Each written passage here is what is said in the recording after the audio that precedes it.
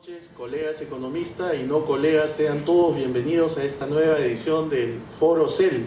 En realidad, la primera edición del Foro CEL 2013, con el cual esperamos empezar con pie derecho. De hecho, la asistencia es bastante interesante.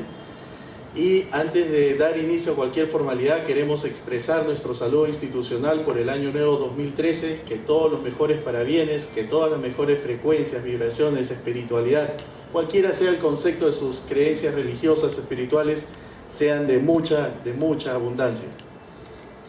Nuestro Foro CEL, el evento académico más importante, cotidiano y sostenido que está haciendo el Colegio de Economistas de Lima, consiste en abordar temas de actualidad, temas que están siempre en el tapete, que siempre están en el quehacer diario de la economía nacional e internacional. Y justamente uno de los temas que tiene mayor importancia, mayor vitalidad en la actualidad, es el tema relacionado con la exposición de hoy: los proyectos de inversión y el uso generalizado de la metodología de costo-beneficio. Como siempre, el CEL, el Colegio de Economistas de Lima, busca los mejores expertos, no solamente gente que conoce la parte académica, la parte de la materia gris, sino gente que tiene la expertise suficiente como para venir a darnos las charlas que hoy presentamos. Sobre el expositor, permítanme contarles sus principales créditos, que ya lo pueden ver también en la pantalla. Se trata del economista José Antonio Acosta Acosta. Él es miembro fundador del CEPICEL y apoyó la gestión del presidente en su tiempo, José Audar Herrera Jara, cuando fue presidente de CEPICEL. Estudió en la economía en la Pontificia Universidad Católica del Perú, posee maestría en regulación de servicios públicos en la misma universidad, realizó un diplomado en evaluación social de proyectos, es CIAPEC, en el Instituto de Economía de la Universidad Católica de Chile en el 2003, en la Universidad Nacional de Ingeniería realizó su maestría en proyectos de inversión, participó en el Seminario Internacional Módulo Marco Lógico aplicado a la gestión de proyectos en julio de 2004. Ha participado en cursos internacionales como Gerencia en la Ejecución de Proyectos y el Curso Internacional de Formulación de Proyectos en Santiago de Chile, septiembre de 2008 y 2007 respectivamente, para la Comisión Económica de América Latina y el Caribe, CEPAL, órgano de la ONU. Como profesional se ha desarrollado en las áreas de estudios económicos, investigación y desarrollo en temas tributarios nacionales y municipales. Ha sido responsable del proyecto de determinación de la tasa de arbitrios del 2005 de los servicios públicos de la Municipalidad de Lima. Posee amplia experiencia profesional formulando, evaluando proyectos de inversión pública en diversos sectores, principalmente en las ramas de justicia, salud, ciencia y tecnología, energía y sistemas de comunicación, así como experiencia en análisis e investigación económica en el área tributaria y en el sector de energía. Como pueden ver, tiene todos los pergaminos, así que esperamos, y de hecho tenemos una prometedora jornada. No vamos a dar inicio si no les presentamos antes a quienes nos acompañan en la mesa de honor. Se encuentra nuestro director de actividades académicas y culturales, el economista José Audar Herrera Jara. Se encuentra también presente el director de eventos del Colegio de Economistas de Lima, economista Valdemar Francisco Chávez Albarrán, y un servidor, Augusto Basalar, director de imagen institucional. Damas y caballeros, tengamos la bondad de recibir con un fuerte aplauso a nuestro distinguido expositor.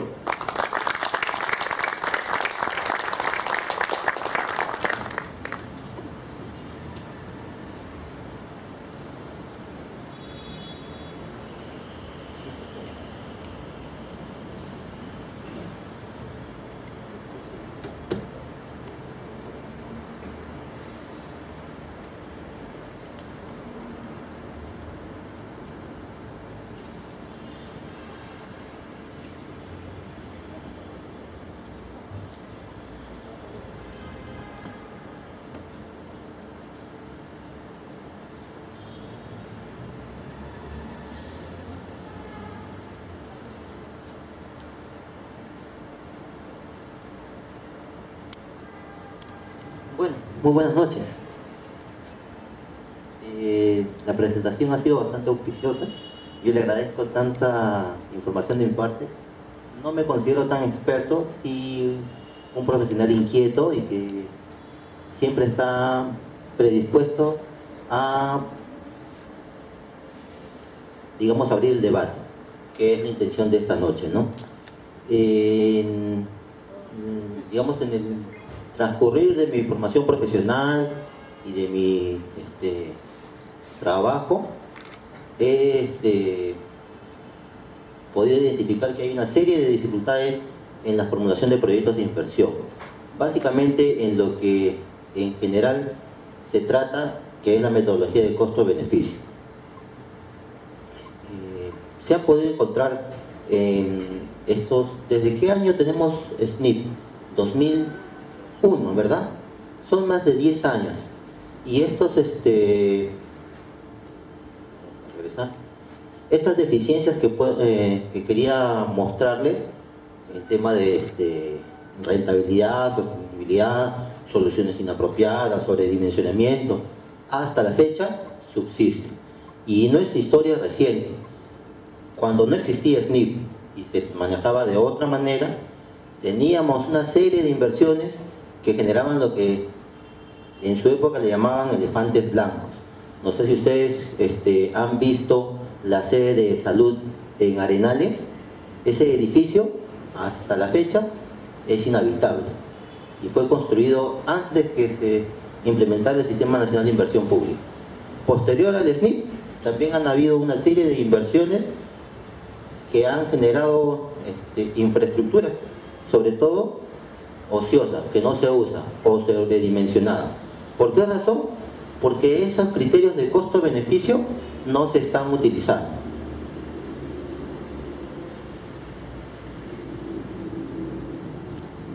Esto es, digamos, las buenas intenciones que tiene el Ministerio de Economía y Finanzas sobre qué cosa es lo que desea encontrar o desea desarrollar en el sistema de inversión pública, ¿no? Ante la escasez de recursos, un suficiente de los mismos para conseguir proyectos que sean viables. Bueno, en general son buenas intenciones. Yo no he visto mucho que hayan alcanzado estos objetivos, o en todo caso, dándole el beneficio de la duda, ya pasaron 10 años, que son aproximadamente en promedio el horizonte de evaluación de los proyectos de inversión como se establecen en el Sistema Nacional de Inversión Pública. Entonces, de aquí en adelante habría que hacer esa evaluación ex post para verificar si efectivamente esas inversiones han cumplido con sus objetivos, ¿no? Y todo esto es una discusión básicamente intuitiva y en algunos casos normativa. Metodología de por medio hay muy poca, y esa es la preocupación que tengo yo siempre a la hora de formular los proyectos, o cuando he sido evaluador, o finalmente cuando he sido usuario, ¿no? ¿Por qué es que nosotros no medimos de manera adecuada los costos y los beneficios de las intervenciones que realizamos, los pros y los contras de esas inversiones? Que en buena cuenta es mucho el sentido común, pero para que eso tenga, digamos, una mayor efectividad, necesita de algún soporte técnico, la metodología de por medio, y una restricción que es la normativa. Y es más o menos como yo empiezo cuando he tenido ocasión de hacer un curso, dictar cursos. Esa es, digamos, la forma en la que yo empiezo dictando los cursos. Ya, ¿cuáles son las restricciones que tiene todo formulador? Tenemos un marco normativo, un marco metodológico y nuestro sentido común. Entonces, si nosotros queremos formular un proyecto de inversión de manera adecuada, deberíamos tomar en cuenta esos tres criterios por sobre todas las cosas, o de primera intención, ¿no? Tenemos que respetar las normas, porque si no, no vamos a poder llevar a cabo ningún proyecto. Respetar el SNIP, respetar el Reglamento Nacional de Edificaciones, las normas del sector, y eso lo hace en general todo el que esté involucrado en el tema. Tenemos que respetar una metodología. Tenemos unas guías metodológicas que considero son insuficientes, que están en la página web del MEF, o que uno aprende en sus cursos de pregrado, en los diplomas, ¿no? Pero que muy poco se usa, ¿no? Y finalmente tendríamos que usar el sentido común, porque a veces las normas restringen de manera inadecuada el tipo de intervención. Yo tengo una experiencia particular en el sector de educación cuando se trataba de intervenir en zonas rurales y se tenía la restricción sobre si se debía usar algún otro método de construcción que no sea a través de fierro y cemento. Y por no leer bien la norma, se estaba muriendo en intervenir solo con fierro y cemento, cuando por sentido común, en zonas de difícil acceso como la selva, eso no es adecuado. Cuando por sentido común poner cemento y fierro en zonas altoandinas donde la helada es capaz de, no sé si de matar a la gente, me corregirá usted, arquitecto, ¿no? Pero que puede causar estragos en los niños, debería de alguna manera mitigarse. Y ahí aparece la experiencia, pero a esa experiencia hay que agregarle una formación técnica, y esa es una fortaleza que tiene el economista y que no estamos aprovechando. Y esto es el motivo del por qué estoy yo acá, porque estoy tratando de difundir y de motivar en ustedes economistas y en los no economistas también a utilizar la metodología, a desarrollarla, a abrir el debate sobre una herramienta que no estamos utilizando de manera adecuada. Estamos centrándonos en el marco normativo, en las restricciones que te da la norma, y ocasionalmente cuando eso es contradictorio usando el sentido común, o sea, mi experiencia. Entonces no tendríamos ninguna ventaja respecto a algún otro profesional que haya estado haciendo proyectos durante años. Por eso es que yo abro el debate sobre el tema metodológico. ¿Se usa o no se usa? ¿Se usa de manera adecuada? ¿No? ¿Por qué que no se usa de manera adecuada si es que fuera el caso? O de repente yo he estado, no sé, confundido y sí se usa de manera adecuada, pero he visto muy poco al respecto. Estos son unas pequeñas diapositivas que me he robado de mi colega José Herrera, porque siempre es bueno ubicar, digamos, el escenario, pintar el panorama completo. Entonces, en general, uno sabe que el ciclo de proyecto tiene una etapa de preinversión, una etapa de inversión y una etapa de ejecución, o perdón, una etapa de postinversión que implica la operación y mantenimiento. Y en cada etapa es necesario utilizar la metodología que determine una evaluación de lo que se está haciendo. Cuando es previo a la inversión se llama ex ante, y cuando es posterior a la inversión es ex post. Ese criterio tan simple no se usa. O sea, todos quieren hacer proyecciones y futurología sobre lo que va a pasar en el futuro, cuando eso es, por calificarlo de alguna manera, es riesgoso. Proyectarse 10, 15, 20, 30 años es mentira.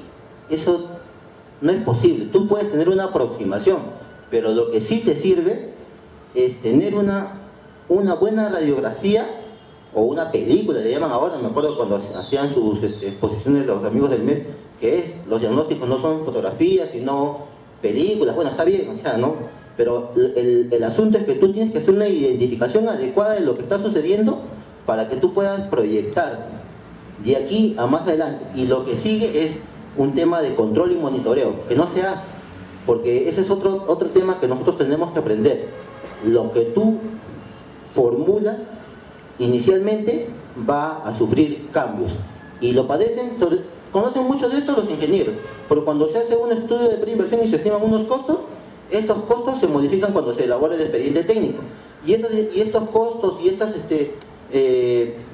detalles que se encuentran en los expedientes técnicos se modifican en la obra, y al final, cuando tú acabas la obra, hay otras modificaciones. Entonces la modificación es permanente. Lo que uno pueda hacer en una etapa previa no es definitiva. Lo que sí tenemos que asegurarnos es que no tenga una variabilidad enorme, y eso es una situación que se puede manejar con estos análisis de riesgo y sensibilidad, pero son instrumentos que son aproximaciones, nada es definitivo. Es un poco más mi piratería de lo que hacía José, y estaba tratando de hacer una actualización de los plazos y mecanismos que utiliza el marco normativo para formular proyectos, ¿no? A nivel de perfil, factibilidad, acá, quería llamar la atención al respecto porque tenía una discusión en la mañana con unos colegas sobre este tema. La última modificación de la directiva se voló los estudios de prefactibilidad. A mi entender, eso es un error, porque te está saltando la posibilidad de evaluar. En los perfiles de ustedes, especialistas en proyectos, saben que se tienen que evaluar más de una alternativa. Y en la factibilidad, según la norma, te permiten desarrollar una sola. Saltarte de un perfil para una intervención de más de 10 millones de soles, de dos alternativas, en un país donde no tenemos parámetros para medir o comparar, a una solución que ha sido evaluada de manera intermedia en un perfil, para mí es un riesgo, ¿no? Se necesita algún mecanismo adicional para poder evaluar por lo menos dos alternativas, porque no hay formas de comparar si es que tú no tienes un parámetro. Como en los sectores en los que yo he trabajado hay muy pocos parámetros, lo más adecuado, a mi modesto entender, era mantener una evaluación entre alternativas. La posibilidad de comparar es lo que en buena cuenta es un estudio de preinversión. Entonces, ese es en todo caso, mi llamado de alerta de dónde está la pata coja. Lo que he descubierto sí que en algunos sectores la OPI tiene la potestad de decidir si es que pasa de perfil a la factibilidad o tiene la potestad de decidir si es que pueden hacer un estudio intermedio que es la prefactibilidad, porque además los anexos en el marco normativo no se han eliminado, están ahí todavía, quiere decir que se puede usar, pero como lo más fácil es usar lo que dice la directiva general, lo que hace uno es, armas tu perfil, se pasan los 10 millones y de frente pasa factibilidad, ¿no? Y te eliminas la posibilidad de comparar dos alternativas, y me ha pasado, he visto últimamente, que su costo-efectividad o sus diferencias son 30.000 soles, 15.000 soles, 10.000 soles. Esos criterios para volarse una alternativa no son sensatos. Mejor es tener un estudio más profundo sobre las alternativas que se están desarrollando. Entonces, y esto es, digamos, el pie de entrada. ¿Cuáles son los criterios y conceptos que se deben utilizar en la formulación y evaluación del proyecto? Yo aprendí de esta manera. Un proyecto de inversión, en buena cuenta, es todo el proceso para identificar, cuantificar y valorar costos y beneficios en un periodo de tiempo determinado, lo que llaman un horizonte de evaluación, ¿no? Ese mecanismo de identificar, cuantificar y valorar es puro sentido común, y lo que hace la metodología es reducir el espectro de opciones que uno pueda explorar. Entonces, asignación eficiente de recursos, ese es un poco el tema conceptual, ¿no? Pero todo ese proceso de identificación, cuantificación y valoración te va a llevar un análisis de costo-beneficio. Si tú puedes hacer el proceso completo de identificar costos y beneficios de algún tipo de intervención, que en buena cuenta es parte de la primera etapa de la formulación, pudiendo identificar estos costos y beneficios, los puedes cuantificar, vale decir, le puedes dar una medida a través de la oferta y la demanda, y finalmente a eso le puedes asignar un valor monetario, estás consiguiendo hacer ese análisis costo-beneficio. Eso que es tan simple y que seguramente todo el mundo conoce y sabe, no se hace. La gente abandona en el camino esos instrumentos, y lo que hacen es buscar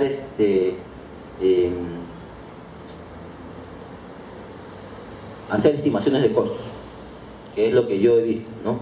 Básicamente son comparaciones de costos, ¿no? Y finalmente, ¿cuál es la mejor alternativa que uno selecciona? Está más barata.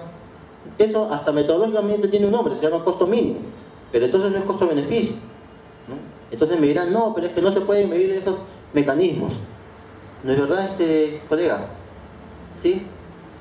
Y a todos nos ha pasado, que finalmente uno no puede o no encuentra el mecanismo para medir estos costos y beneficios, sobre todo beneficios. El tema del análisis de beneficios en el Perú es muy, muy ralito. Todo lo que se mide en general son costos, ¿no? costos a través de presupuestos de obras, costos de operación y mantenimiento, costos de capacitación. ¿Y los beneficios? ¿No hay beneficios? Si tú puedes identificar beneficios a nivel de discurso, ya es un avance. Pero si eso no tiene algún mecanismo, alguna forma de medición, no te va a servir de nada. Nuevamente es un análisis de presupuestos, ¿no? Búscate el presupuesto más barato porque per se tú asumes que el beneficio está dado. Y eso no es cierto, porque las intervenciones se diferencian precisamente por los beneficios. Y esa es una de las situaciones en las que uno pasa, por las que cree que hay alternativa única, que no hay con qué comparar. Porque la alternativa técnica o tecnológica es una sola, pues es la mejor alternativa que el ingeniero o el especialista en la materia encuentra, es por costos, y no hay más. Entonces ahí está la labor del especialista en proyectos para además determinar los beneficios, determinarlo a través de una identificación adecuada, determinarlo a través de una cuantificación, y eso en términos de proyectos se llama determinación de brecha. Entonces ahí avanzamos un pasito más y a eso le llaman costo-efectividad. Cuando tú si bien no puedes medir los beneficios, puedes medir beneficiarios. Pero otra vuelta volvemos a la dificultad metodológica. ¿Y de qué beneficiarios estamos hablando? Entonces, dependiendo del sector, los beneficiarios, los únicos beneficiarios que se pueden medir son los beneficiarios directos. Otra vuelta es un error metodológico, porque también existen beneficiarios indirectos, ¿no? También existen externalidades. Son otros mecanismos que se deberían usar y no se utilizan para hacer análisis costo-efectividad. Todo es con beneficiario directo, y cuando tú ves los indicadores que están en el banco de proyectos, son 5 millones de soles por alumno, por alumno. 5 millones, tanta plata gastamos para entrenar a un alumno por 6 años, o 12 millones por atención, o 8 millones por expedientes resueltos, cuando son temas del sector justicia. Tanta plata, es que si estás midiendo solo beneficiarios directos, difícilmente vas a poder tú reducir ese indicador, ese ratio. Te van a salir montos exorbitantes, y entonces el evaluador, que tampoco hace mucho esfuerzo, dice: no, demasiado, redúcelo. ¿Y qué cosa reduces? Presupuestos. Entonces no hay mayor motivación para hacer costo-beneficio, porque hasta ahí no hemos llegado a poder valorar los beneficios. Entonces la situación es esta: ¿cuál es el camino que se debería seguir para poder llegar a un análisis de costo-beneficio, ¿no? Si yo voy empezando según esta técnica, metodología que aprendí allá por el año 2003, como hacía mención el colega, lo primero que tenemos que hacer, y que seguramente todos ustedes especialistas en proyectos hacen, es hacer una adecuada identificación. Pero una adecuada identificación no solamente saber quiénes participan del proyecto, quiénes son los beneficiarios, quiénes son los afectados. Una adecuada identificación también supone conseguir que estos involucrados se sensibilicen, conseguir que esos afectados participen de este proceso, porque si no, los beneficiarios nunca se van a revelar, o sea, nunca van a decir: sí, yo soy beneficiario. Cuando uno interviene en un colegio, interviene más o obtiene más beneficios, o obtiene más beneficiarios que los mismos alumnos, porque también está la comunidad, pero nadie se atreve a decir: esos también son beneficiarios, ¿no? Y porque tampoco, si uno va a la comunidad, ellos dicen: nosotros somos beneficiarios. Acá el único beneficiario es el alumno. Falso, o es un error, ¿no? Porque beneficiarios también son los docentes, los padres de familia, la comunidad. Me ha pasado ver proyectos últimamente en zonas rurales que tienen la dificultad de medir beneficios, o en este caso beneficiarios. He tenido una discusión alturar así, pero bastante desgastante con los evaluadores de OPI, para que incluyan como beneficiarios a las comunidades nativas que no estén relacionadas directamente que no sean directamente los padres de familia. ¿Por qué? Porque no hay manera de validarlos. En ese caso, sí es solo una intuición mía, ¿sí? Pero beneficiarios directos, obviamente los alumnos. Beneficiarios indirectos, los padres de familia. Y cuando la escuela en zonas rurales realiza actividades, le llaman ellos, en el Ministerio de Educación le llaman gestión institucional. Cuando el colegio realiza su gestión institucional y puede involucrar a la comunidad en faenas en favor del colegio, a labores como vaso de leche o campañas de salud reproductiva, de intercultural, no, tiene un nombre eso. En todo caso, cuando el colegio consigue involucrar a la comunidad, ellos también son beneficiarios y eso debería medirse y debería validarse. No existe un indicador que valide eso, porque no se ha hecho línea de base, pero sí existen los beneficiarios. ¿Quiénes tendrían que validar? Ellos mismos, pues cuando se sientan beneficiarios de esas intervenciones primero se identifica en los famosos talleres involucrados, que yo sé que todos ustedes proyectistas hacen, pero a la hora de hacer el taller nos pegamos el discurso y esperamos que ellos tomen nota o que asienten lo que estamos diciendo y no permitimos que ellos lancen sus propuestas. Esas famosas lluvias de ideas que he visto varias son el especialista que se para enfrente, el especialista, bueno, en todo caso entre comillas, que se pega el discurso, toma nota y trata de identificar todo lo que puede hacer, pero no motiva a la población a que participe. Alguna vez un profesor mío en la maestría me decía que la Defensoría hacía un trabajo de sensibilización antes de que intervengan los proyectos de saneamiento. Entonces dice que ellos llegaban en la zona de Tumbes 3 meses antes y trabajaban el tema de sensibilización, de la valoración del agua, de tomar conciencia que es una zona escasa en ese recurso, que es un desierto, ¿no? Que el valor del agua no es por el agua en sí, sino por el servicio de trasladarla de las fuentes de agua hacia la puerta de tu casa. Ese trabajo de sensibilización permitía que cuando llegaba el proyecto la población participara. Entonces funcionaba, pues, ¿no? O en todo caso, así nos contó, ¿no? Que esos proyectos funcionan, pero siempre y cuando tú puedas, a la hora de identificar, además sensibilizar a la población, ¿sí? Entonces ese es el pie de entrada de cómo uno debería desarrollar la formulación de su proyecto. Y después viene la técnica, ¿no? Cómo identificar en el árbol de problemas las causas y los efectos, y cómo esto es como un Lego, todo se va armando por piezas.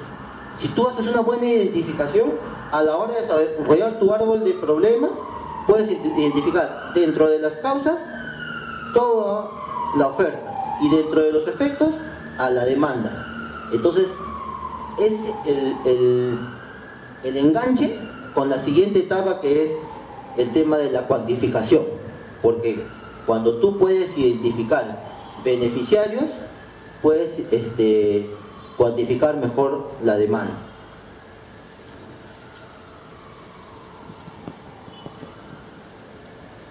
Que en buena cuenta es lo que les estaba señalando, ¿no? Y había una serie de experiencias en la siguiente etapa, ya pasando al tema de la cuantificación. ¿Dónde aparece la cuantificación? A la hora de hacer la formulación, cuando empezamos a determinar la oferta y la demanda. Lo que dice el libro, ¿no? La oferta es el servicio que se acerca a la población, la demanda son los usuarios que requieren de servicio. Ya, efectivamente. Pero en términos prácticos, ¿qué cosa es? La demanda de un servicio se ve por el lado del usuario. Y el usuario es el afectado. Por lo tanto, si tú lo puedes empatar con tu árbol de problemas, son efectos. ¿Sí? Y por el otro lado, estaría en la otra, la oferta del servicio o en todo caso la deficiencia de la oferta en el servicio son las causas de tu problema. Entonces lo puedes trabajar por el otro componente de tu árbol de problemas, ¿no?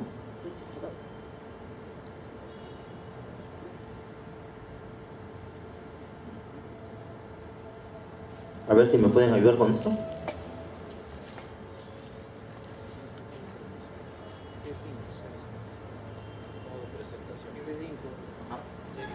Sí, dale.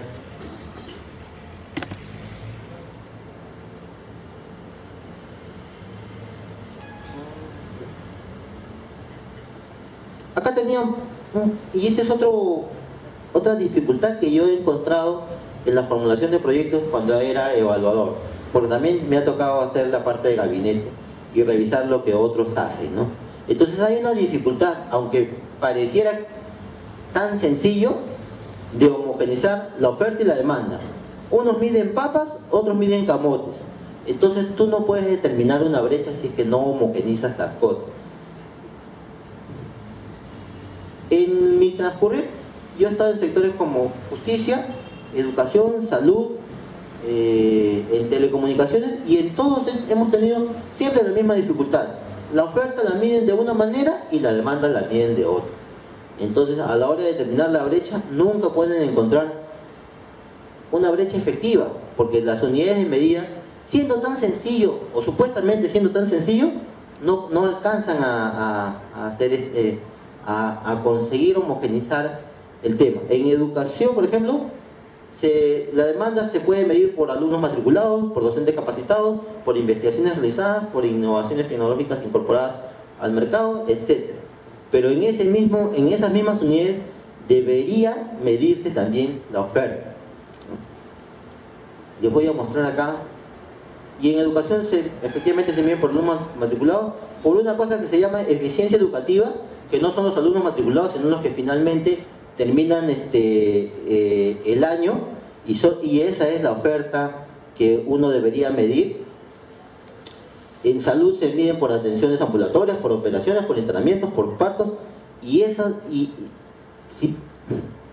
a lo que quiero llegar es que en cada servicio hay más de una forma de medir la oferta y la demanda. El asunto es que tendrías que separarlo. A mí me pasó una cosa curiosa en el Poder Judicial. Estaba yo formulando proyectos para el sector y se medían expedientes, ¿no? Entonces, por el lado de la demanda se medían ingresos, expedientes ingresados. Por el lado de la oferta se medían expedientes resueltos. Y entonces yo me hice una pregunta, ¿y qué? ¿Y todos los expedientes son iguales? Y resulta que existen juzgados penales, juzgados civiles, juzgados de familia, juzgados de paz de letrado. Todos los expedientes son iguales. Y resulta que los juzgados penales tienen una forma de resolver sus expedientes, los civiles de otra, los de familia otra y los de paz de letrado. Entonces, no puedes sumarlos todos, pues, porque vas a juntar papas con camotes.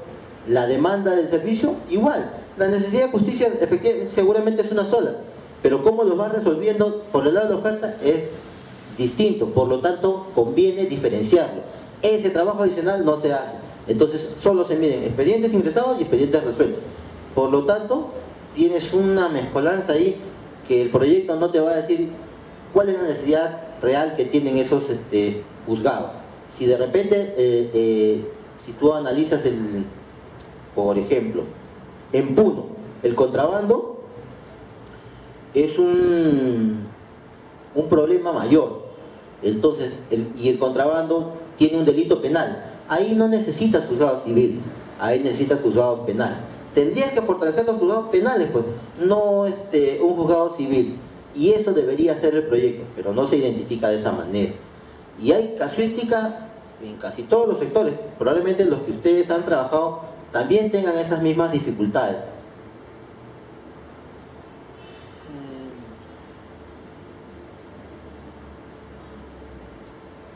Bueno, hace un momento atrás me parece que me he adelantado sobre estos criterios de costo-beneficio, que es un poco la preocupación que yo tengo sobre qué cosa es lo que estamos midiendo a la hora de evaluar proyectos de inversión, ¿no? A la hora de formular y evaluar, ¿no? Estamos midiendo solamente costos, estamos midiendo costos y beneficiarios, estamos midiendo costos y beneficios, se está aplicando de manera adecuada la metodología, se está haciendo costo-beneficio. ¿En qué sector se está haciendo costo-beneficio? ¿En educación se está haciendo costo-beneficio? No, ¿verdad? Se está haciendo costo-efectividad, con mucho esfuerzo, porque si acaso he visto que se hace más bien costo mínimo, lo más barato que se puede intervenir, ¿no? Pero yo he visto también que hay esfuerzo de formuladores dentro del sector que tratan de incorporar los criterios para efectividad, y si se trabajara más con la metodología, capaz se podría llegar a medir costo-beneficio. Claro, es un largo trecho que se va a tener que recorrer, pero tenemos que empezar en algún momento, y ese momento pienso que es ahora.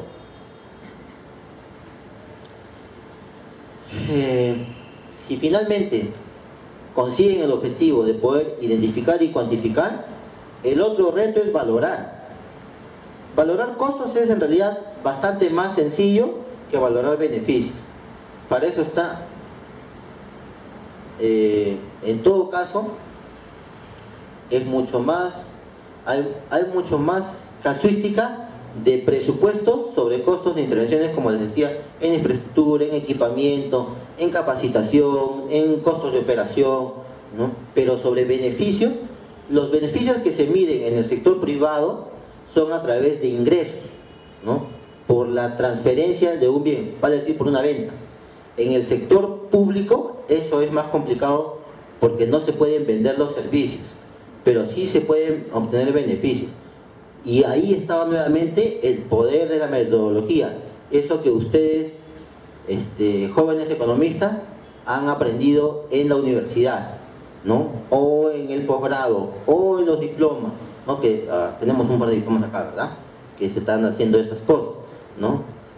La metodología permite valorar de manera adecuada los beneficios. Hay formas de valorar beneficios, ¿no? Cuando se liberan recursos, cuando se ahorran divisas, cuando se generan ingresos. A mí me decía un profesor que aprecio mucho, que es el maestro Ernesto Fontaine, me decía: producir es puro costo y consumir es puro beneficio. Entonces esa es la pauta con la cual yo desarrollo mi metodología para valorar. Si yo puedo identificar que lo que hago es un mecanismo para producir, ya sé que es costo. Y si es un mecanismo para consumir, sé que eso es beneficio, ¿no? Por ahí, en todo caso, es una pauta para que puedan, digamos, trabajar en la evaluación de sus proyectos de inversión. Y entonces, cuando por fin llegas a medir costos y beneficios, aparecen los criterios o los indicadores de rentabilidad, ¿no? El BAN, la TIR, el BAN social, ¿no? Eso. Y tengo una preocupación. Yo soy bastante breve en mis exposiciones, y como ya estoy acabando, quisiera saber qué opinión tienen ustedes al respecto, si efectivamente han tenido alguna experiencia sobre medir costo-beneficio, siempre han podido calcular un BAN, o han tenido dificultades para poder formular proyectos y llegar a un indicador de rentabilidad como el BAN o como el costo de efectividad sin ningún problema, o tienen estas dificultades que en todo caso he tenido, para mala suerte, solo yo, pero no creo, ¿no? ¿Algunos de ustedes también han tenido alguna dificultad para realizar estas cosas? Como les comentaba, yo he tenido la oportunidad de trabajar en varios sectores, y en cada uno siempre hemos encontrado estas mismas dificultades: en salud, en educación, en defensa, en ciencia y tecnología. Eso es un tema, un cacho, como dicen los chilenos, es todo un tema, el tema de ciencia y tecnología, porque medir investigación o beneficios en investigación es una tarea titánica, ¿no? Entonces apareció alguien con mucho criterio y dijo: no, más que mide investigación, mide innovación tecnológica, ¿no? Porque eso sí genera rentabilidad.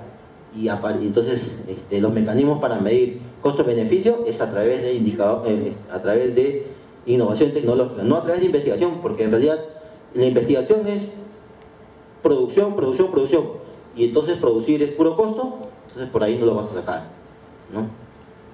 Eso, no sé si alguien quiere opinar, aportar al respecto, si efectivamente han encontrado las mismas dificultades que yo, o no, o solo yo. Muy bien, el señor expositor ya invitó a hacer la ronda de preguntas, así que todas las preguntas, absolutamente todas, son bienvenidas. Vamos a darle un fuerte aplauso antes de dar paso a las preguntas. Piden la palabra.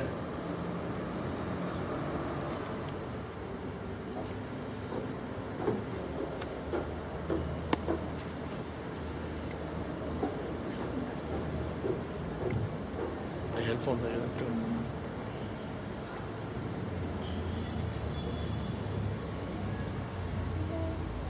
En tanto formulan la primera pregunta, vamos a darle paso a la ponderación de la exposición a cargo del economista José Audar Herrera Jara, director de actividades académicas. José Audar, es todo tuyo. La palabra. Muchas gracias, colegas. Gracias por venir a esta nueva sesión del Foro CEL, como lo ha mencionado nuestro director del CEL. Y agradecemos especialmente a nuestro colega José Acosta, a quien en algún momento me apoyó en la labor de la Junta Directiva del CEPICEL en el tema de capacitación, ¿no? En el primer año que tuvimos. Y qué bueno tenerlo nuevamente por aquí para que podamos discutir, como él mismo lo ha mencionado, poder abrir un debate en relación a la metodología costo-beneficio. ¿No es cierto? Nosotros nos encontramos día a día con las dificultades de poder trabajar toda la información que signifique la valoración de los costos, que naturalmente lo hemos podido controlar de alguna manera, pero la gran preocupación es cómo valorar los beneficios, ¿no es cierto? Y encima de la metodología te dice de manera cuantitativa y cualitativa, ¿no es cierto? Hasta cualitativa llegamos en algunos casos, y en la parte cuantitativa, ¿qué hacemos, no? En el sector salud, pues la preocupación es válida, y cuánto vale la vida de una persona que ha sido salvada, ¿no? Entonces hay grandes preguntas en esta parte de evaluación costo-beneficio. ¿Cuál sería el abordaje en todo caso? Sin embargo, yo me quedaría con aquello que está más a la mano, aquello que podemos hacer mucho más rápido y algo más práctico, ¿no es cierto? Por ejemplo, las pautas mencionan pues de que hay ciertos sectores que es más fácil medir los costos-beneficios, y si no es por beneficios, por lo menos por el ahorro de recursos, ¿no es cierto? Como el caso de transportes, ¿no es cierto? Una carretera, mejoramiento o la construcción de una carretera nos permite ahorrar tiempo a los pasajeros, ahorrar recursos cuando es mejoramiento, operación, mantenimiento, combustible a los vehículos. Entonces, por ahí, por ahorro de recursos, ¿no es cierto?, o costos evitados, podemos trabajar el tema costo-beneficio. O en el caso, por ejemplo, de los proyectos relacionados con la producción, ¿cierto?, el tema de productividad agrícola, ¿no es cierto?, cómo hacer para valorar el adicional, el remanente o el excedente del productor que va al mercado por efectos de la transferencia tecnológica, por la mejora de la productividad, ¿cierto? Eso se puede valorar, como decía nuestro expositor, porque si lo vemos por un lado de la producción y vemos cuánta producción adicional hemos obtenido, entonces vamos a saber cuántos serían los costos y por tanto los beneficios. ¿Y cómo determinar los beneficios en la parte de la producción agrícola que han sido objeto de, por ejemplo, de un proyecto de inversión pública relacionado o con el objetivo de incrementar la productividad, ¿cierto? Viendo por el lado del incremento o la parte incremental de la producción cuando es cuantitativo, ¿no es cierto? O por el incremento de precios cuando el tema se trata de mejora de la calidad de los productos, ¿cierto? ¿Qué pasa con la calidad y qué ha pasado con los precios? Finalmente, precio por cantidad, incrementales, ¿no es cierto?, para ustedes, la mayoría de economistas. Entonces, en la situación con proyecto versus la situación sin proyecto, y ya tenemos los costos en la situación con proyecto y sin proyecto. Entonces, de alguna manera se torna, pareciera sencillo, ¿no es cierto? Pero hay muchas cosas que considerar en esa evaluación costo-beneficio, que se ve mejor en la parte productiva porque simula como si fuera algo así como la parte privada. Sin embargo, hay que tener en cuenta que hay que vincular elementos sociales, ¿no es cierto? Para hacer evaluación tiene que ser a precios sociales, hay que considerar la tasa de descuento social, hay que considerar precios sociales, hay que considerar mano de obra y todos los elementos de precios sociales, etcétera, etcétera, que es materia. Sin embargo, eso es sector productivo, pareciera fácil, pero calcular los precios, la demanda, las tendencias, no es tan sencillo. Sin embargo, hay metodologías, recomendaciones que tener en cuenta, ¿cierto? Es muy válida la preocupación que nos trae nuestro expositor, ¿cierto? Hay que tener en cuenta muy bien cuáles van a ser los mecanismos, la metodología que vamos a usar y con qué elementos recoger estas preocupaciones para poder ir contribuyendo como colegio de economistas al desarrollo de la metodología. Cada vez que el MEF nos presenta algo es porque recoge algo de la experiencia para ver si funciona, y el cuestionamiento que hace nuestro expositor, ¿por qué se eliminó el prefactibilidad? Tiene mucha razón, ¿no es cierto? O sea, ya lo dijo, no voy a repetir, pero hay una más, es que nos ha complicado la vida a todos los perfiles que no tenían la calidad de información de un prefactibilidad, ¿no es cierto? Y ahora todos tienen que tener, por lo menos la mayoría, esa calidad de un prefactibilidad en información. Entonces, la respuesta será pues en este primer trimestre, ¿no? A ver si sale la nueva directiva, si ratifica la eliminación del prefactibilidad o regresamos a la situación anterior, porque eso va a depender de qué ha pasado a nivel nacional con todas las unidades o los órganos del SNIP, si han respondido o no. Entonces, la metodología costo-beneficio se aplica más fácilmente a algunos sectores y en otros sí es complicado, como decía en el caso de salud, ¿no? Y en el tema de educación hay que seguir desarrollando, efectivamente, hay que seguir investigando un poco más para tener información que valore beneficios, indicadores de aproximación de los beneficios. Cualitativamente no es suficiente, porque no podemos utilizar los criterios de evaluación económica, ¿no? El BAN, el TIR, el ratio beneficio-costo. Es muy interesante, ojalá sigamos armando un documento de trabajo y le podamos entregar como una contribución del Colegio de Economistas de Lima al MEF, y ojalá sea antes de que salga la nueva directiva, ¿no? Eso es lo que quería mencionarles y gracias por vuestra atención.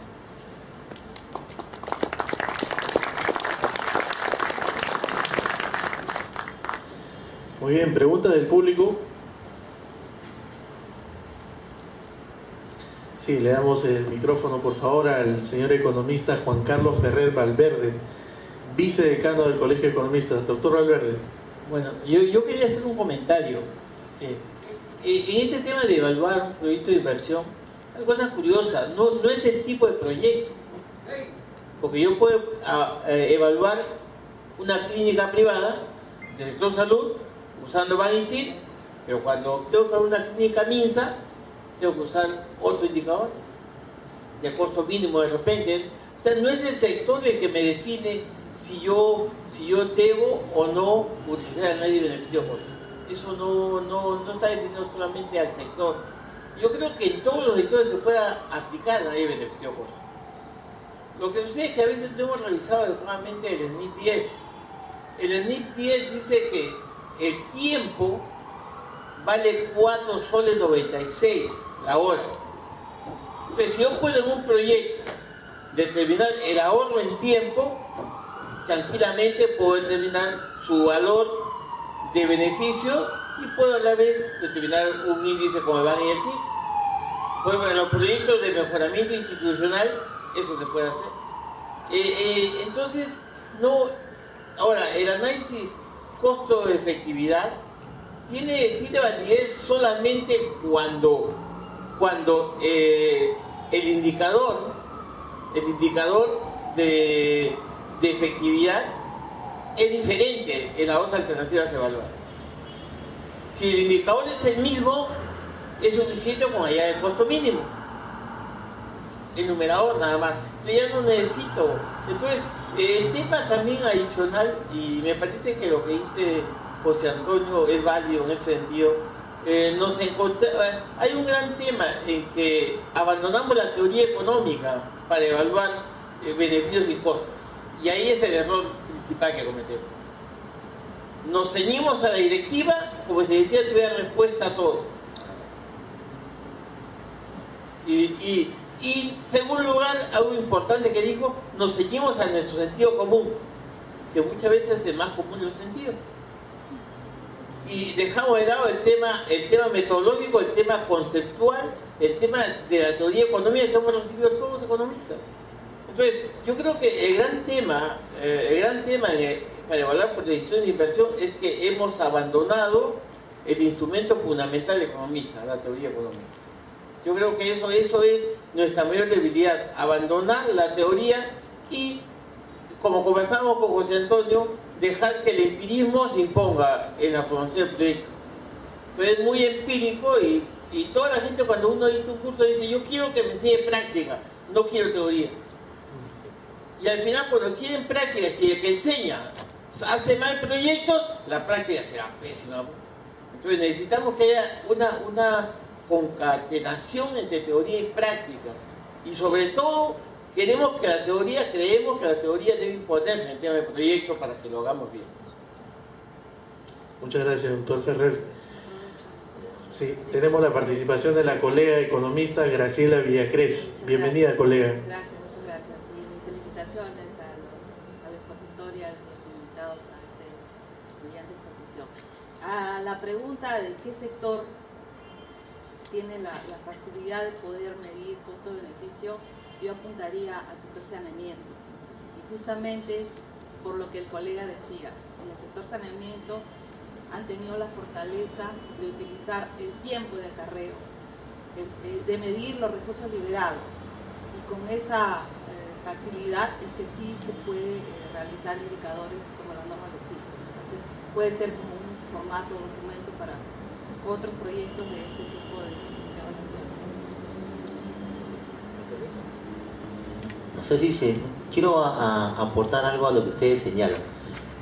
Un tema metodológico o conceptual, que es que en la evaluación privada hay dos actores nada más, el ofertante y el demandante. Y en una evaluación social aparece un tercer actor que es la sociedad, ¿no? O en buena cuenta el Estado, ¿no? Por eso es evaluación social, no es porque se hablen de proyectos sociales. Lo social, me decía el maestro Fontaine, debiera llamarse evaluación nacional, porque se involucra a todos los actores, el ofertante, el demandante y en este caso el órgano rector o el órgano regulador. Y en cuanto a lo que tú señalas del tema de saneamiento y de salud, hay un tema importante que puede relacionarse con el tema de servicios públicos, lo que la bibliografía americana llama utilities. La regulación de los servicios públicos incluye todo el tema de inversión en infraestructura de servicios públicos. Por eso es posible incorporar estos mecanismos de evaluación que incluyan costo-beneficio. Aún así hay fallas de mercado y los mecanismos de regulación lo que hacen es abandonar el criterio de costo-beneficio y busca otros mecanismos, ¿no? Los famosos precios Ramsey y otros indicadores que se acercan más a una solución intermedia que a una solución de eficiencia total, que en buena cuenta es una aspiración. Lo mismo pasa con los proyectos, ¿no? No vamos a conseguir la felicidad completa formulando un proyecto de inversión, sino vamos a contribuir a asignar mejor los recursos. Al 100% seguramente que no, pero por lo menos avanzar de lo regular que se hace a algo mejor, ¿verdad? Eso. Muy bien, le damos pase por favor al joven invitado. Si lo desea, se presenta, si no, igualito. Bienvenido. Soy economista, soy Ronald Siwincha y gusto estar presente acá por primera vez y ha sido muy interesante la presentación acá de José Antonio y quería hacer algunos comentarios. Y yo básicamente tengo mucha experiencia en el Perú, en el sur del Perú, conozco un poco el ámbito rural y basaría un poquito mi opinión sobre esos temas. Yo pienso que el SNIF ha tenido algo de fracaso en atender las poblaciones rurales básicamente por las limitaciones metodológicas y también normativas, ¿no? Porque por el concepto de que el proyecto de inversión pública interviene en bienes públicos y privados, ¿no? Y ahí encuentro experiencias y evaluar proyectos también. Por ejemplo, una experiencia de una zona rural donde eran básicamente 20 viviendas totalmente aisladas y un sistema de agua potable que tenía una captación a un nivel de kilómetros muy distante. Sus costos eran elevadísimos, ¿no? Entonces, al momento de utilizar la metodología de costo-beneficio, simplemente uno utilizaba la metodología de la guía, ahí está liberación de recursos, aumento de consumo, anexo SNIP 10, colocando todo adecuadamente, apropiadamente, resultaba que el proyecto no era rentable. Pero bajo un enfoque de derechos, ese proyecto tenía que ser rentable de algún modo. No podíamos justificar eso ante el MES, porque eso llegaba al Tribunal Constitucional y todo ese tema, ¿no? Entonces era algo ético atender a ese grupo de comunidades. Lo que se hizo, sí, fue agregarle algunas variables al análisis de costo-beneficio, ¿no? Como beneficios indirectos. Porque normalmente lo que hacemos en valoración es valorar básicamente solamente los beneficios directos, que son más o menos cuantificables. Pero beneficios indirectos como la mejora en la salud, la disminución de la desnutrición y todo eso fueron agregados en el CEPIF y al final se logró hacer viable el proyecto, ¿no? De algún modo. Pero sí considero que el tema de valoración de los beneficios indirectos todavía es subjetivo, ¿no? Porque requiere de un marco de antecedentes, de estudios, de investigaciones y de otro que acrediten la validez del modelo. Entonces, en ese punto sí se requiere trabajar mucho. Hay limitaciones del SNIF de corte normativo que evitan atender a poblaciones rurales. Por ejemplo, el tema cuando dicen uno va al corredor alpaquero. El corredor alpaquero por naturaleza son viviendas aisladas. Entonces ya no es un bien público el que instalas en esas viviendas. Se convierte en un bien privado. Y bajo esa restricción normativa se deja de atender básicamente a través del proyecto de inversión pública. Lo único que llegan ahí son los programas sociales de asistencia, pero no proyectos. Ahora sale un poco el Estado corregido ese error a través del Procompite y otros sistemas que sí están permitiendo apoyar esas zonas rurales. Pero es un avance, ¿no? Es un avance muy importante. Pero así como el marco metodológico, habría que encontrarle salidas a cuellos de botella que se presentan en lo que desarrollamos cotidianamente, pero es un reto. Gracias. Muy bien, muchas gracias, colega economista. ¿Alguna otra intervención del público, por favor? Bien, en tanto se anima a hacer una siguiente consulta. Al finalizar el evento, en la parte posterior vamos a tener un pequeño compartir como muestra de agradecimiento del colegio con todos ustedes.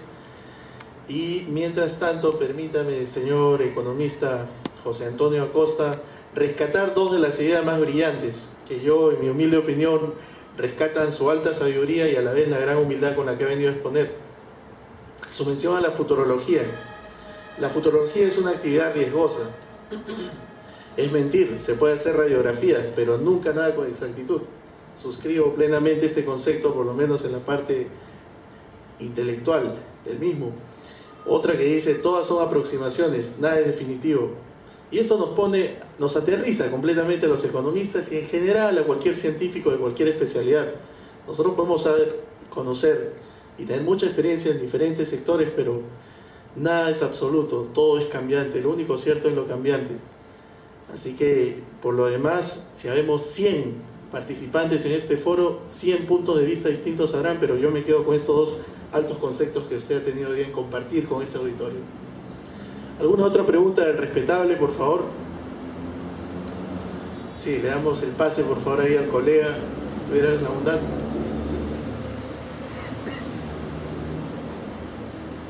Buenas noches. Solamente para, de repente, si me dejen claro, si tuvo una experiencia respecto a proyectos de infraestructura vial. porque creo que están empleando un software especial como el HDM3, ¿no?, del Banco Mundial. A ver si algún criterio o un comentario al respecto.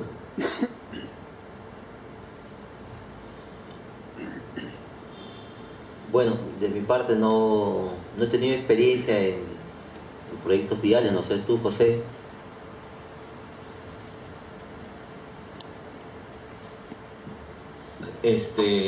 En realidad existe ese software, no tengo la experiencia, tuve la ocasión de poder participar conjuntamente con otro expositor del Ministerio de Transportes, pero efectivamente no existe esa herramienta para que ayude a la estimación y al manejo de proyectos en el sector transporte, ¿no? Quizás sea una muy buena ocasión como para poder, como anteriormente hemos estado hablando, de que los economistas necesitamos herramientas concretas para poder incrementar nuestras capacidades. Llámese este software, que es uno de los que ayuda. Hay otro, el S10, por ejemplo, para el tema de costos o presupuestos, y muchas otras herramientas que al formulador nos van a volver más competitivos, ¿no? Efectivamente, lo que ha mencionado es una herramienta que ayuda a la formulación, a trabajar, pero que bueno, nos dejas con la inquietud, ¿no es cierto?, en ese tema y en otros programas y otros softwares más de ayuda, de herramienta, el AutoCAD, lectura de planos y varias cosas que debiéramos tenerlo nosotros competitivamente como economistas. ¿Por qué nos ganan en el campo los ingenieros? Seamos sinceros, porque manejan esas herramientas y ellos se llevan un curso de formulación y evaluación de proyectos, ¿de acuerdo? Esa es la verdad. Entonces, ¿qué vamos a hacer nosotros en adelante? Vamos a llevar todas las herramientas que necesitemos, nos vamos con nuestra caja de herramientas, más la formación teórico-práctica que tenemos como economistas. Sí, permíteme un aporte, pero ¿saben por qué hay esa ventaja? Porque nuevamente queremos competir en su especialidad y lo que nosotros tenemos como ventaja es el tema metodológico. Tú puedes aprender de un sector y lo que tienes que trabajar es tu metodología en ese sector. En la presentación que había hecho estaba tratando de enumerar cómo es que se identifican la demanda. Por ejemplo, en telecomunicaciones hay una demanda por el acceso y otra demanda por el uso. Ese criterio es un criterio económico, ¿no? Y eso no se usa, se está esperando que aparezca el software que te permita determinar eso. El ejemplo que les daba en el sector justicia, que es un sector en donde la competencia son los abogados, el hecho de sumar expedientes de todas las especialidades, siendo ellos especialistas, y hacer eso es un crimen, no te permite identificar una intervención adecuada. En el sector eléctrico, alguna vez hice un proyecto de líneas de transmisión, aprendí que la energía no se almacena, por lo tanto la carga no se puede almacenar, ahí no hay stock, ahí hay flujo, y nuevamente hay un concepto económico que se tendría que utilizar para tener, digamos, una opinión técnica al respecto y no estar discutiendo sobre si cuánto ohmiaje tiene, cuánto es la variación del voltaje. Nosotros tenemos que usar las herramientas con las cuales nos hemos formado y en cada sector las podemos hacer, solo que tenemos que trabajar sobre el tema metodológico. Hay metodologías en otros países que se pueden de alguna manera tomar como pie de entrada, no copiar, porque finalmente tenemos siempre una deficiencia cuando queremos copiar metodologías foráneas porque no se aplican de manera integral. Y en el caso que tú me pedías que diera alguna apreciación sobre el tema regulatorio, el modelo de regulación en el sector eléctrico en Chile funciona porque su línea de transmisión es lineal, no tiene que atravesar como en el Perú, costa, sierra, selva. Allá las líneas de transmisiones son de una sola, digamos, de manera lineal, no son transversales. Entonces su modelo funciona de otra manera. ¿Se puede copiar acá y adecuar? Seguramente que sí. Lo mismo para el tema metodológico. ¿Cuántas dificultades se tienen acá para evaluar proyectos del FITEL en telecomunicación rural? ¿Por qué? Porque esos proyectos, si tú los vas a analizar con estos criterios de costo-beneficio únicamente, no vas a encontrar mayores beneficios, pues, porque los accesos, los costos para implementar sistemas de telecomunicación en zonas rurales son elevadísimos, y los beneficios para zonas aisladas, por una zona rural con centros poblados de 50 personas, van a ser siempre muy bajos, pues, ¿no? Pero existen otros mecanismos, como bien señalaba el colega Ronald, ¿no? Existen los beneficios indirectos, existen las externalidades. ¿Saben cuál es la dificultad ahí? Que nadie ha empezado a documentar eso, ¿no? Que no tenemos una línea de base en donde se pueda ir validando lo que el colega Juan Carlos Ferrer señalaba. Él ya tiene un indicador y lo usa, de manera inteligente lo utiliza. Y en los otros sectores, en donde también hay economistas, ¿dónde están los especialistas del sector eléctrico? ¿Qué otro sector? Del sector medio ambiente, cuando hay valoración contingente y todo eso. ¿Acaso lo desarrollan los especialistas de otras profesiones? Somos nosotros los proyectistas que tenemos que validar nuestras propias metodologías, pero para eso hay que ser rigurosos, hay que soltarse un poco el corset del tema normativo. En la mañana, como les decía, tenía una discusión en el equipo de trabajo sobre temas de restricciones en infraestructura, ¿no? Y me decían, la arquitecta me decía, pero hay otras formas de intervenir en zonas rurales, no solamente se puede intervenir con fierro y cemento, pero ¿dónde está la norma que te permite hacer eso? ¿Dónde está la norma que te lo prohíbe? ¿No? Y es una discusión que hemos tenido enormemente también con el arquitecto Alfaro, a quien saludo, porque hemos trabajado de alguna manera codo a codo en el sector, ¿no? Pero siempre, y la conclusión finalmente era esta, ¿ves? Que nosotros, si bien tenemos una fortaleza, necesitamos trabajar de manera multidisciplinaria con los otros especialistas para aprender de su conocimiento, pero para aportar lo que nosotros sabemos, que es el tema metodológico. Sí, y termino porque si no voy a... Sí, le damos pase al arquitecto, por favor, si le brindan el micrófono. Bienvenido, arquitecto. Gracias, buenas noches. Bueno, acá me siento como pez fuera del agua. Todos ustedes son economistas, creo que soy el único arquitecto que ha venido. Respecto de lo que ha dicho José Antonio, es muy cierto, hemos trabajado codo a codo un largo tiempo y siempre la discusión ha sido sobre los materiales, de si se debe construir con adobe, de si se debe construir con cemento y fierro, a cual muchos profesionales equivocadamente les decimos material noble. Para mí el material noble depende de la capacidad del arquitecto y del ingeniero cuando diseña y cuando lo usa.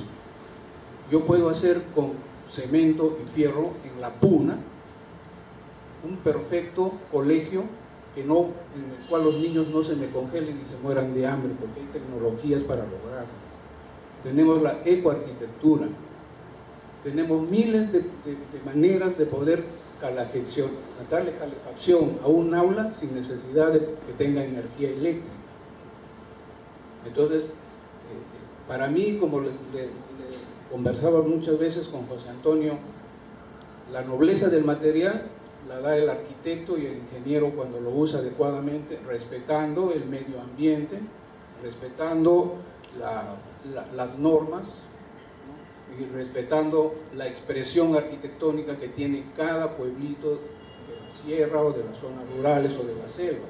Si nosotros tratamos, claro, hemos pasado por acá por Javier Prado y tratamos de hacer algo como los dos hoteles que han hecho, pues digamos pues en Huancaní, entonces estamos cometiendo una arbitrariedad y estamos imponiendo una cosa que posiblemente les va a gustar mucho a la gente porque les llama la atención, pero estamos rompiendo con su medio ambiente, estamos rompiendo con su naturaleza, estamos atropellando a la gente.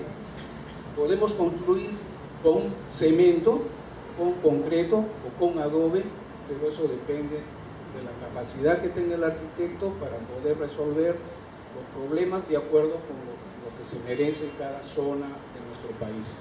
¿No? Tenemos tres, costa, sierra y selva, y la arquitectura es totalmente diferente en cada sitio. podemos usar el mismo material, tal vez por economía, ¿no? Pero no debemos hacerlo. Y si lo hacemos, debemos que hacerlo adecuadamente.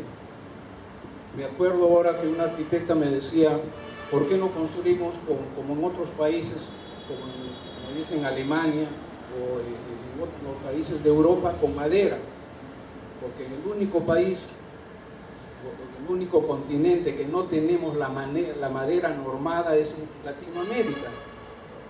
Ustedes van a Alemania a construir y encuentran madera sellada, que es madera apropiada, que la han sacado de sus bosques, pero son bosques que ellos mismos han plantado. En el Perú tumbamos un árbol y ahí se queda. En otros países tumban un árbol y siembran 10. Y nuestras maderas, por ejemplo, son totalmente distintas en nuestro país, no son fáciles de crecer. En otros países siembran el pino y en 10 meses tienen un buen árbol, un árbol grande, ¿no? Pero en el Perú no. En el Perú no podemos sembrar, por ejemplo, una caoba y en 10 años tener una caoba perfecta. Tenemos que esperar 40 años para que poder cortalar un árbol de caoba y tener una caoba de óptima calidad, ¿no? No los canso más con estas pequeñas ideas, pero le agradezco mucho a Antonio, a José Antonio y a todos ustedes que me hayan escuchado.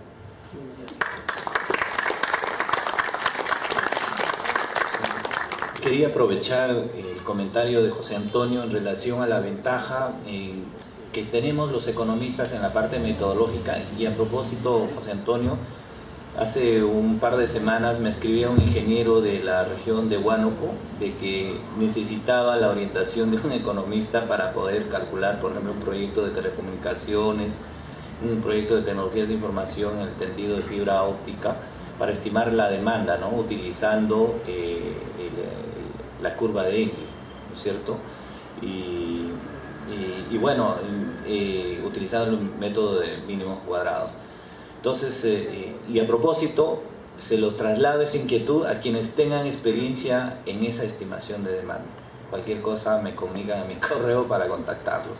Porque esa es la ventaja del conocimiento. Si ustedes saben, tienen práctica, manejan, pues pueden hacer los trabajos. Con esto quiero agradecer a José Antonio, a todos ustedes, quienes han venido, han dispuesto de su tiempo para estar un momento con nosotros, y ojalá se abra el debate, ¿no es cierto?, porque este es un espacio académico, desarrollo profesional, pero que vincula la teoría con la práctica. Muchas gracias a ustedes.